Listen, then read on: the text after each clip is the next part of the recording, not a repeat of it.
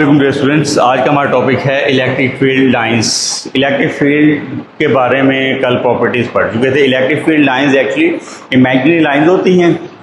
ये बयान करती हैं, बताती हैं कि जब एक चार्ज ऑब्जेक्ट को दूसरे चार्ज ऑब्जेक्ट के करीब लेकर आया जाता है तो किस तरह ये एक दूसरे के फील्ड को इफ़ेक्ट करती हैं।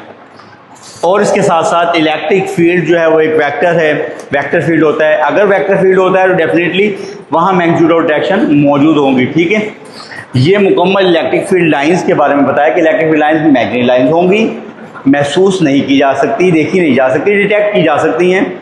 अगर एक पॉइंट, एक पॉजिटिव चार्ज दूसरे पॉजिटिव चार्ज के करीब लेके आएंगे, डेफिनेटली रिपल्शन होंगी, महसूस होगा, यहाँ पर डिटेक्ट हो जाएगा।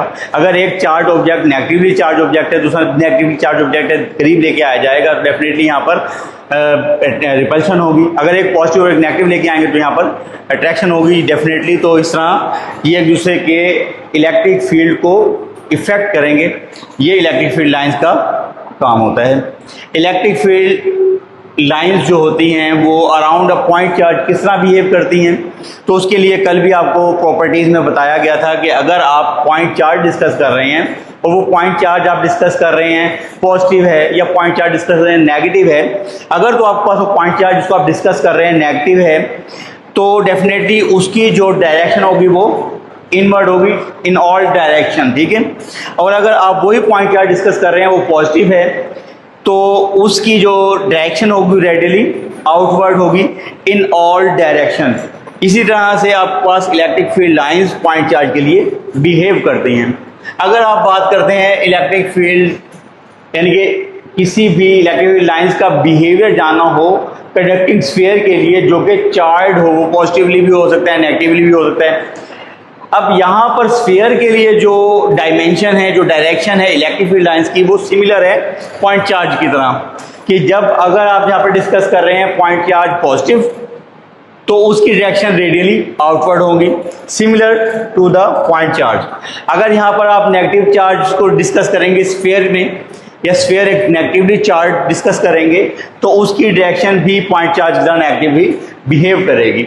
तो यहाँ पर आपको बताया गया, यहाँ पर मेंशन भी है कि एक चार्ज कंडक्टिंग स्फीयर हो तो उसकी फील्ड लाइंस बिल्कुल पॉइंट चार्ज की तरह ही बिहेव करेंगी और यहाँ पर जो चार्जेस होंगे वो रीडिस्ट्रीब्यूट हो जाएंगे on the surface of the sphere. इसका मतलब स्फीयर की सरफेस पे सारे चार्जेस क्या हो गए, डिस्ट्रीब्यूट हो गए। तो स्फीयर के अंदर इनसाइड द स्फीयर आपका फील्ड क्या हो जाएगा, जीरो हो जाएगा। क्यों? क्योंकि यहाँ पर सारे के सारे चार्जेस क्या हो गए हैं, रीडिस्ट्रीब्यूट हो गए हैं, तो चार्ज अंदर कोई मौजूद नहीं है। इसके अलावा थर्ड पॉइंट में आपके पास oppositely charge parallel conducting plates. जब कंडक्टिंग प्लेट्स की बात की जा रही है तो ये पैटर्न आप ज़्यादातर देख सकते हैं कैपेसिटर्स में।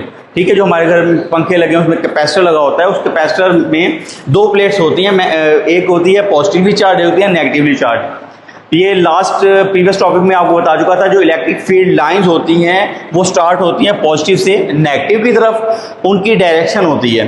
तो यहाँ पर नंबर जो आपके पास पॉजिटिव चार्ज होते हैं और नेगेटिव चार्ज होते हैं बहते हुए आएंगे पॉजिटिव से नेगेटिव की तरफ, उसकी डायरेक्शन होगी और यहाँ पर वो दोनों ही इक्वली स्पेस्ड होंगे, यानी कि इन दोनों के दरमियान का फासला भी सेम होगा और यहाँ पर जितने चार्जेस मेंशन होंगे उतने ही चार्जेस नेगेटिव प्लेट पर मेंशन होंगे। क्यों? क्योंकि this field is uniformly distributed.